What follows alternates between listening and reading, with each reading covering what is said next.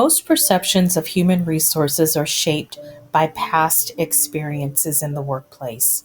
Employees hear rumors about layoffs. They receive a request to meet with HR for an investigation. Or sometimes it's a written warning that makes an employee wonder if they are going to be let go. They begin to think about the circumstances and what they mean for them personally, for their family, for their careers. Well, today we are pulling back the veil on one of the more common reasons for negative perceptions of human resources: terminations in the workplace. We are revealing the truth about terminations, what leads to them, and what happens during and after a termination. So stick around to the end of the video because I'm going to share what can be done when a termination is likely to happen. Hi, I'm Harlow Reed.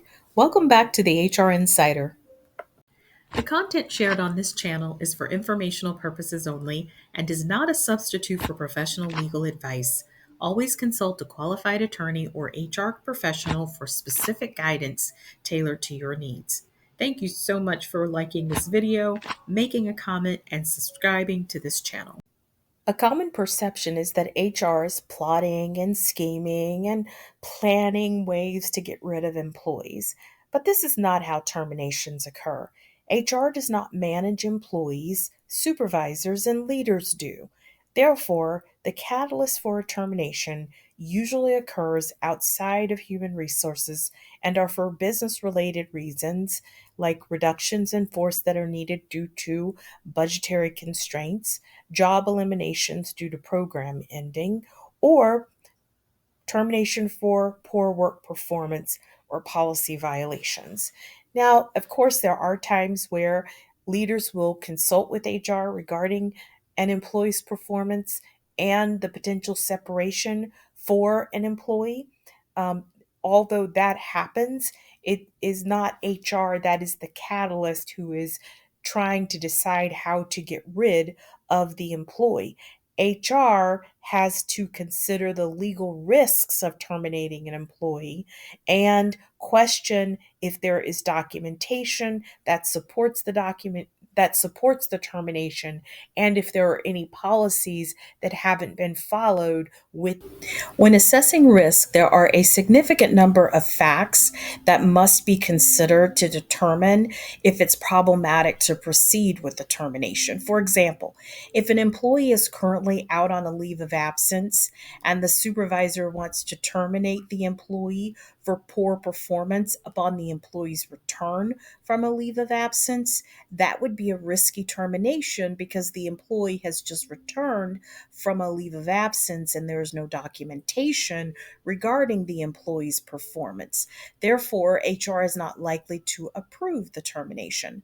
The presence of risk associated with the termination doesn't necessarily deter a termination. Sometimes a termination is still the best, most viable option. And this is when the terms of the separation have to be very carefully crafted to reduce the risk to the organization and assist the employee as they exit the organization and transition to a new place of employment.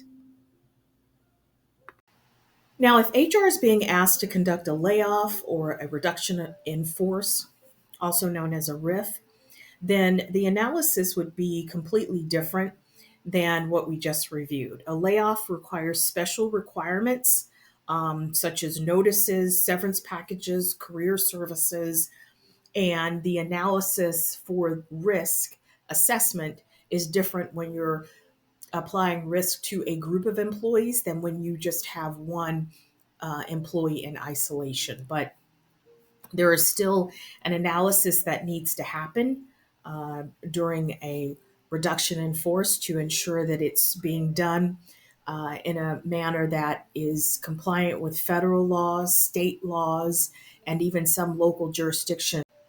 When a decision is made to terminate an employee, HR then has to determine how they are going to deliver that message to the employee.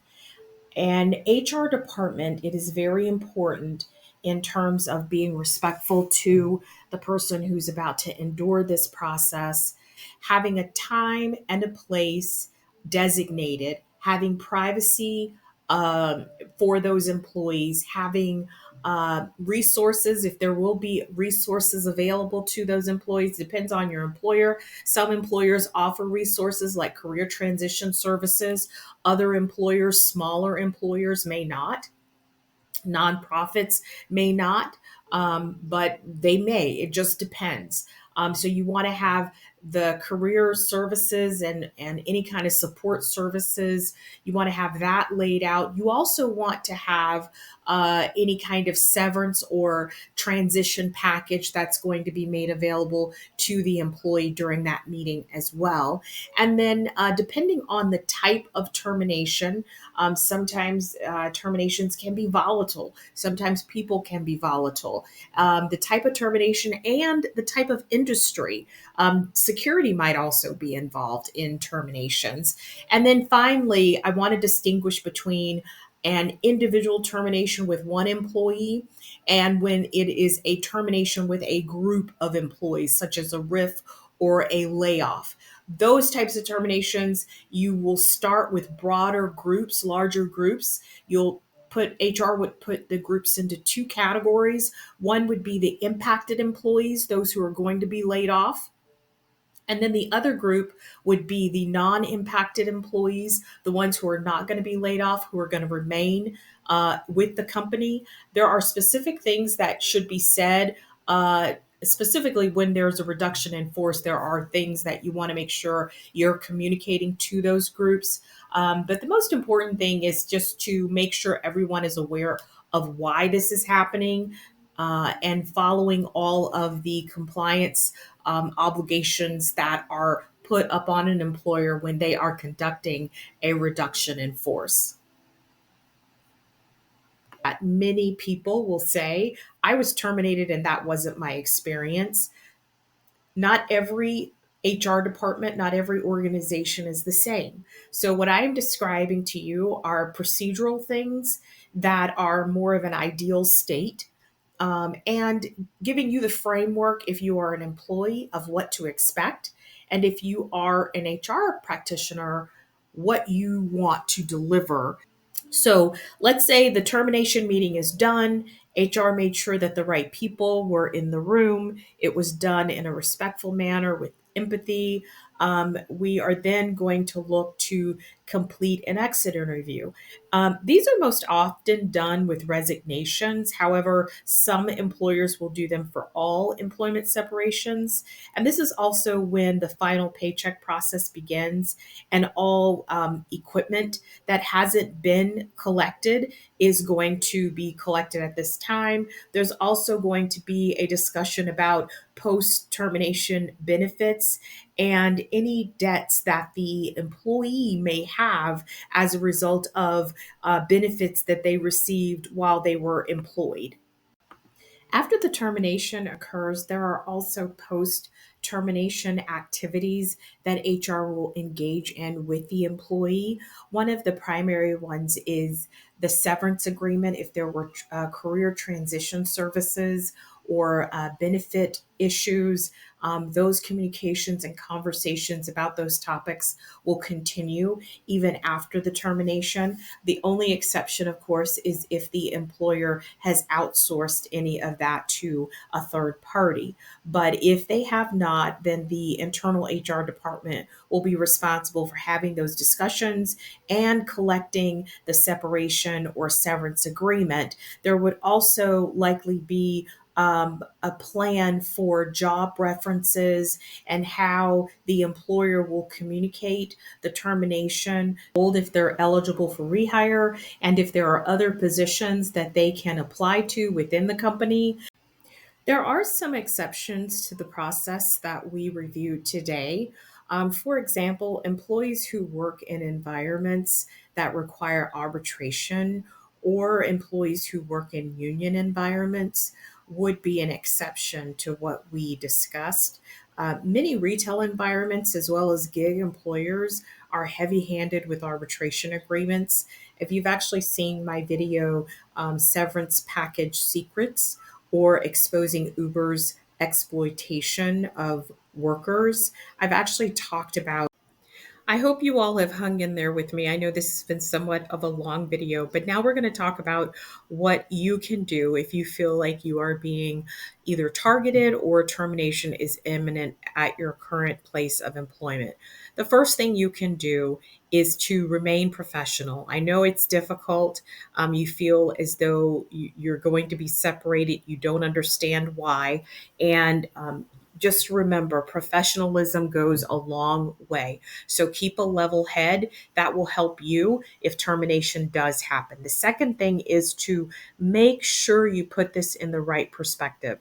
I know this doesn't sound ideal, but there are two reasons. In my experience as an HR leader, over the years that I have worked and all of the terminations I have done, I put them in two categories. I don't care about how they come about. The first one is that you move yourself. You decide this is not the right place for me. I need to move and grow and do something different. The second reason that an employee separates from an employer is that divine intervention moves them. Sometimes it's time for you to go and do something different. And so look at it as an opportunity, look at it as a way that you can do something that will be more fulfilling to you, because you want to be in a place where you are celebrated, where what you are doing is valued. That is going to serve you better than being somewhere where you are hunkered down, you're forcing yourself to be there for whatever reason you need to be there. And this will lead to my next point, which is be ready for the termination meeting. If it's imminent, if it's going to happen, it's very important that you are ready for it. How do you get ready for it? Well, first of all, you know what you want to ask for. You want to ask for severance. You want to talk about career transition options. You want to talk about your benefits and what options are available to you there. You also want to make sure you know your policies. Look through the employee handbook. What does it say about termination? What does it say about progressive discipline prior to termination? Have there been any protected activities that you've participated in? Or do you feel like you've been targeted in terms of discrimination? You have to look into all of this and be prepared, because these are the things that you have to use to leverage, to help you leverage to get the best package that you can get as you separate from an organization. Let's not forget to talk about your post separation arrangement in terms of your reason for termination, how that's going to be disclosed, and what is going to be told to a third party about why you're no longer with the company. Now, if you are in a position where you feel like I have someone within the organization that I can talk to about this and see if I can salvage my job or maybe put me in a different position, I encourage you to do that if you feel like that is something you want to do. But I would also say to you that sometimes it is time to go and to look at what is the best way for me to go, and then look at planning your future where you are being honored and you're being valued for the person that you are and the gifts and talents that you have. Thanks for watching today's episode of the HR Insider. If you found this video helpful, please be sure to like, subscribe, and hit the bell icon so you don't miss future updates. And remember, workplace fairness starts with accountability. I'll see you in the next video.